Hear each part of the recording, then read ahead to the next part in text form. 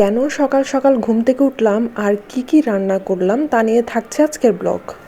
Hello সবাইকে, কেমন আছেন সবাই? আমার নতুন আরেকটি ভিডিওতে আপনাদেরকে স্বাগতম জানাচ্ছি। এখন বাজে সকাল 5:30। আমি ঘুম থেকে উঠে একটু ফ্রেশ হয়ে মোবাইলটা হাতে নিয়ে চলে এলাম ব্যালকনিতে এবং ছাদে, আপনাদেরকে একটু বাইরের পরিবেশটা দেখানোর জন্য। কত সুন্দর না এই সকালের প্রকৃতিটা! সকালের প্রকৃতির এই রূপ দেখতে না আমার খুব ভালো লাগে। আমার ভালো লাগাটা আপনাদের সাথে একটু শেয়ার করলাম। কত সুন্দর, তাই না? তারপর আর দেরি না করে চলে এলাম রান্নাঘরে এসে দেখুন যে আমার রাতের সব বাসন থালা সব কিছু জমা আছে। এখন এগুলো প্রথমে পরিষ্কার করতে হবে, তারপর রান্নাঘরটা একটু ক্লিন করে তারপর আমার রান্নাটা শুরু করতে হবে। তারপর কাটাকুটি করতে করতে বলি আপনাদেরকে যে আমি আসলে কেন সকাল সকাল ঘুম থেকে উঠলাম। সকালে আমার জামাইয়ের অফিস এবং তাড়াতাড়ি যাওয়া লাগে।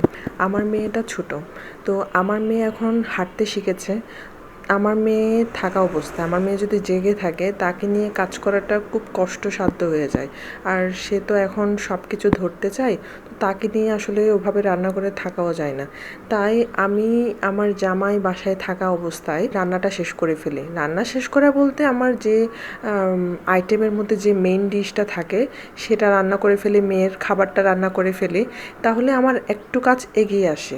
তখন আমার আর কষ্ট হয়ে পড়ে না যে মেয়েকে নিয়ে রান্না বান্না শেষ করতে হবে। তাই এত সকাল সকাল উঠে জামাই থাকা অবস্থায় রান্নাটা শুরু করে দিয়েছি। আর এখন হয়তো অনেকে বলবেন যে আপনি তো চাইলে রাতের বেলা রান্না করে রাখতে পারেন। আসলে রাতের বেলা রান্না করতে গেলে হয় কি যে তখন আমরা যে কোনো একজন রান্না করে থাকি, আর আমার জামাই যখন অফিস থেকে আসে তারপর মেয়েকে নিয়ে ব্যস্ত থাকে, আর আমাদের দুজনের মধ্যে তেমন কোনো আর কথাবার্তা হওয়ার সুযোগই হয় না, কারণ আমি রান্না নিয়ে ব্যস্ত থাকি। তো সেজন্য সকাল সকাল উঠে রান্নাটা করে ফেললে জামাই অফিস থেকে আসার পরে আমরা 3জন মিলে সময় কাটাতে পারি খুব ভালোভাবে। যে একটু বাইরে যাওয়া বা বাসায় সময়টা খুব ভালোভাবে কাটানো, এই কোয়ালিটি টাইমটা না আমরা নষ্ট করতে চাই না। তাই আমি সকাল সকাল উঠে রান্নাটা করে ফেলি, পরের সময়টা যাতে আমরা 3জন মিলে একসাথে কাটাতে পারি, সেই জন্য এই সকাল সকাল উঠা। তো আজকে রান্না করব মুরগির মাংস। প্রথমে আলু, পেঁয়াজ আর রসুনগুলো একটু ছিলিয়ে নিলাম।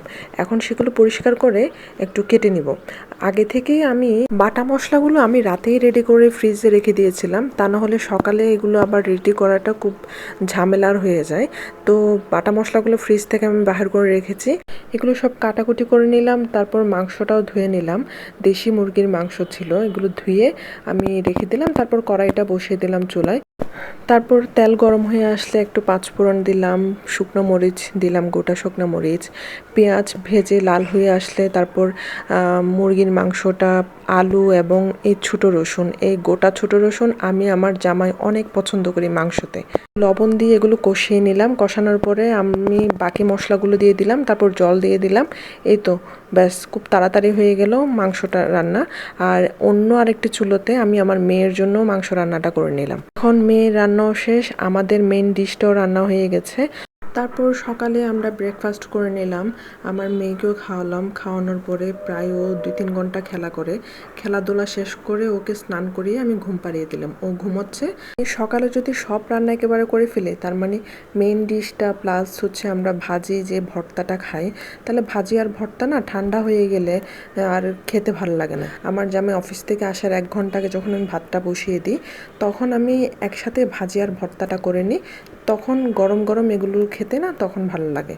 আর এখন আমি আবার কিচেনে চলে আসলাম, রাইস কুকারে ভাতটা তুলে দিলাম। ভাতের সাথে একটু পেঁপে ভর্তা করব। পেঁপে ভর্তাটা করলে আমার মেয়েকেও খাওয়ানো যায়, তাই পেঁপেটা ছিলে একেবারে আমি ভাতের সাথে রাইস কুকারে দিয়ে দিলাম। পেঁপেটাও সিদ্ধ হয়ে গেলে ভাতটাও হয়ে গেল। এদিকে আমি একটু মিষ্টি কুমড়া ফ্রাই করে নিলাম। মিষ্টি কুমড়া ফ্রাইটা আমার মেয়ে খুব পছন্দ করে, তাই এখানে আমি কোনো ময়দা, বেকিং সোডা বা বেকিং পাউডার কিছুই ইউজ করছি না। শুধুমাত্র চালের গুঁড়া, একটু হলুদ, লবণ এগুলো দিয়ে মিক্স করে তারপর আমি এই ফ্রাইটা করে নিই। এবং জানেন তো এই ফ্রাইটা কিন্তু খুব মচমচেও হয়, খেতে কিন্তু আবার ভালোই লাগে। তারপরে তো আমার এদিকে রান্নাটাও প্রায় শেষ হয়ে গেল, আমার মেয়ে ঘুম থেকে উঠে গেল। তারপর মেয়ের বাবাও চলে আসলো অফিস থেকে, মেয়ের বাবাকে খেতে দিয়ে আমি মেয়েকে খাইয়ে দিলাম। ওদের দুজনের খাওয়া হয়ে গেলে মেয়ের বাবা থাকা অবস্থায় আমি খেয়ে নিই, তা না হলে মেয়ে খুব দুষ্টুমি করে, ওর জন্য খাওয়া থেকে বারবার উঠা লাগে। তো আজকে এই পর্যন্ত। আমার ভিডিওটি কেমন লেগেছে জানাবেন, আমার পাশে থাকবেন। ধন্যবাদ সবাইকে ভিডিওটি দেখার জন্য।